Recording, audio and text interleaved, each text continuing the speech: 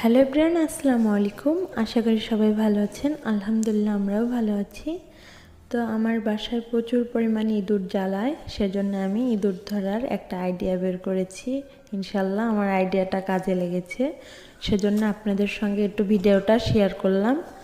তো আমি প্রথমে নিচে পলি ব্যাগের মধ্যে একটা বিস্কুট দিয়ে পানি দিয়ে রেখেছি, উপরের টিস্যুগুলো ভিজিয়ে দিয়েছি যেন ইঁদুরটা পড়লে উঠতে না পারে। তো আপনারা চাইলে বাসায় এভাবে ট্রাই করতে পারেন ইঁদুর ধরার জন্যে।